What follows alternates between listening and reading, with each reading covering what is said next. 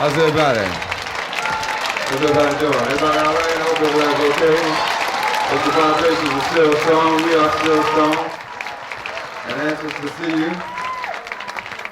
I'm glad that so many of you could come out and join us this evening to share vibrations with us. My name, of course, is Gil Scott-Heron, and my organization and my family is called the Midnight Band. And we are here this evening to bring you some midnight vibrations. We are convinced that midnight is the first minute of a new day, and we are further convinced that we are entitled to a new day, and we are further convinced that we are going to have to establish the new day by communicating a little bit more closely with one another. So we have been spreading the word about some vibes that concern communication from place to place, and we have been trying to get into the New York vibration as it concerns this communication. What we are talking about has evolved as the Ghetto Code. The Ghetto Code, oftentimes referred to as ... Sounds a little bit, people used to tell me, says sound like the Morse code. We call it more so the remorse code. The Ghetto Code, the damn if I know. ... means damn if I know. And the reason this has become such a popular phrase in different black communities around the nation is because there are more and more things black people thought they had a handle on that they have seen sort of slowly slip away from them. And they be saying, well, damn, what happened to that? ... I'm damn if I know. For example, we started to reinvestigate astrology, found out that it was an ancient art form, a science, something that we could depend on more so than Walter Concrete. And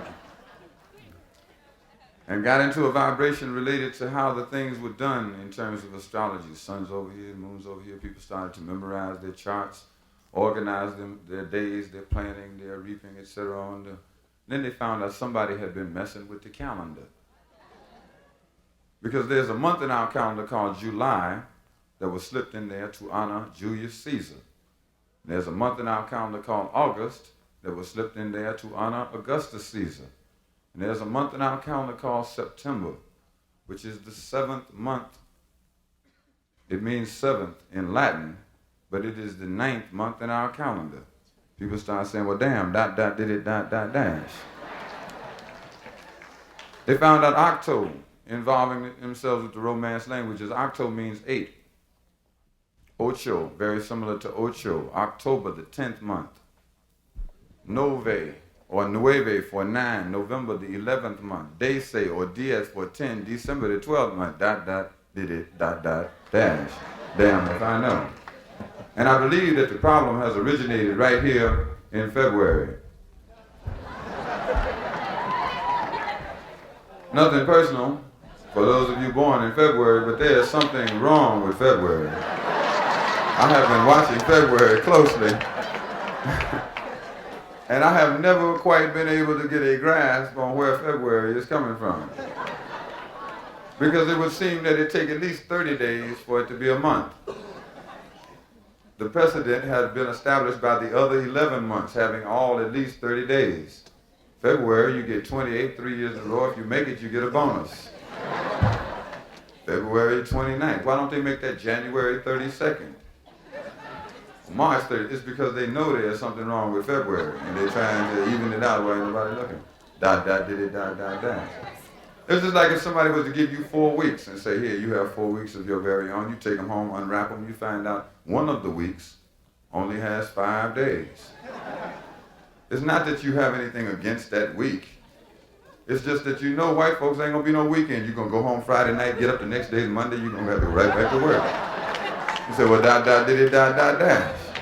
I got shortchanged. I had a week, but it wasn't quite a week. ... The same thing happened to me in terms of looking at the alphabet. The alphabet was originally called the alpha beta, and it was supposed to contain all of the symbols, and that's important, all of the symbols from alpha to omega. Alpha was the beginning, omega was the end. Alpha was the letter A, the beginning, omega was the end, the letter Q. But R, S, T, U, V, W, X, Y, Z They did not say that from Alpha to Omega was from beginning damn near to the end.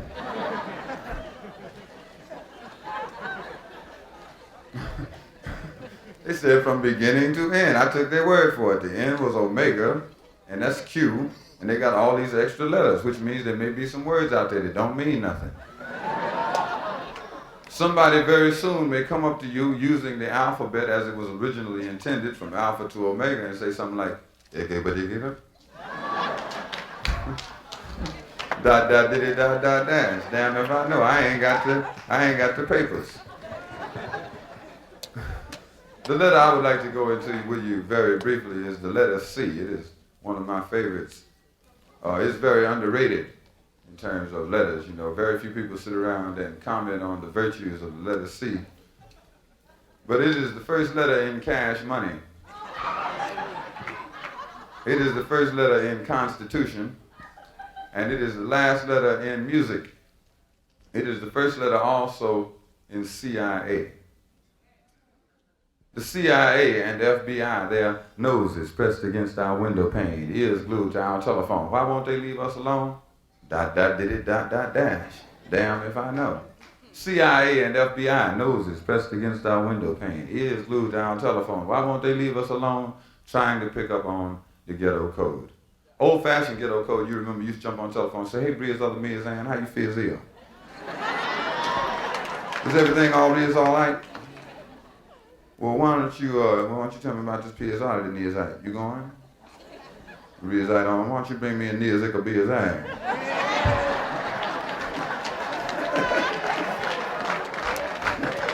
Yeah, and if you get back to stairs, why don't you bring me some beers and beers so I can read all it is up? I appreciate it. I know whoever it was they was paying to listen in on my phone had to be saying, well, dot, dot, did it, dot, dot, dot. Damn if I know. The C that reminds you of CIA and cash money, they'll come together in a case that concerns itself with Howard Hughes.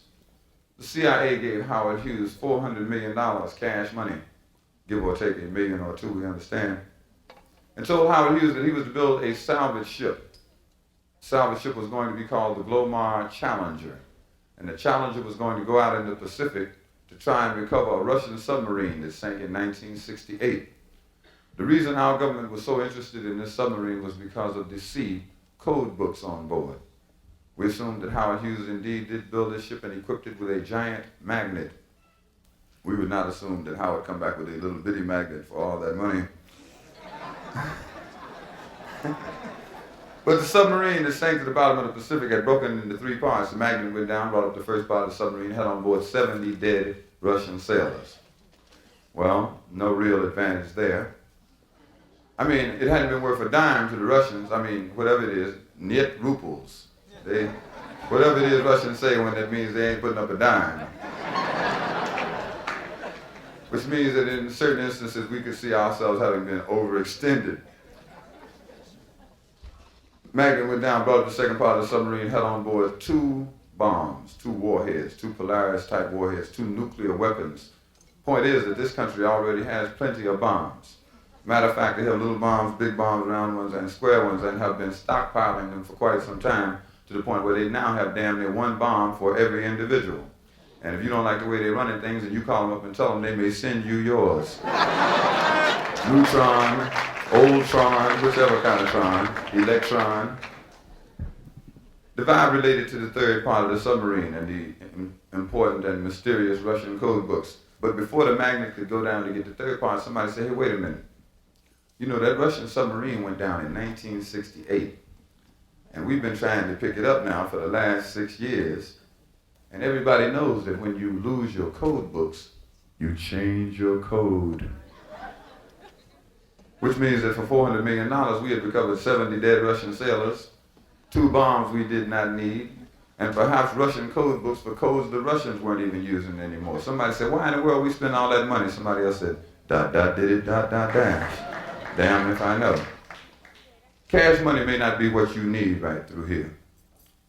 You might need some explanations related to other activities, like the C might remind you of Cuba. The C in Cuba and the reminiscence of that reminds us that the CIA undertook a very secret project toward Cuba called the Bay of Pigs invasion. The Bay of Pigs invasion was very much repelled But it did reveal C, clues that had to do with assassination attempts on a man whose name starts with C, Castro. The C might remind you of Chile. Over $8 million American dollars spent in Chile by the CIA to help overthrow a man named Salvador Allende, who just happened to be a C communist. The C might remind you of the canal. Say what? The canal. The canal, the Panama Canal. There seems to be some problem in dealing with the geography of the Panama Canal. It's not really that complicated. There's a little bit of Panama over here. Then there's some canal. Then there's a little bit more Panama over here. But the Panamanians do not control the canal. You could think of it as if Amtrak came through your crib. You would at least want to know the man who was punching the tickets and have a very tight relationship with him. The C that reminds you of the canal could remind you of a covert operation, headquarters, base, CIA. Information related to C, Colombia, and assassination attempts and destruction attempts on a man whose name starts with C, Che Guevara. The C might remind you of the Congo. Say what? The Congo. The Congo? The C that reminds you of the Congo could remind you of how geography sometimes changes. Looking at the map of Africa today, where you see the word Zaire, you would at one time see Congo or Belgium Congo. Remembrances of this would remind you of a man who stood for African unity, a man named Patrice Lumumba. But somehow Patrice Lumumba was assassinated during a mysterious C coup d'etat. Other things that haven't been solved and haven't been quite explained to anybody's satisfaction, like, was it Lee Harvey Oswald over there, or is it Lee Harvey Oswald over there? Was he 5 feet 8, 165 pounds, or was he 6'2", 205? Was he photographed with his passport in Dallas, or was that Moscow? Arthur Bremer, was he from Maine, Maryland, or Massachusetts? Was he captured in the Midwest or the Middle East? And if they always have a chance to photograph these people before they commit their crimes, why can't they stop them? ... Dash. Damn if I know. But other problems we would still like to see solved, like JFK, you believe all that? RFK, you believe that? MLK, you believe that? Malcolm X, you believe that? All of this was some great big old C coincidence or just a little bitty C conspiracy. There are two questions that concern us very much about the letter C. The first one is the CIA. Who the hell runs that organization? The second one is, who runs this country? ... Dash. Damn if I know. Brothers and sisters, thank you very much. A first minute experience, the Midnight Band. Thank you. Thank you.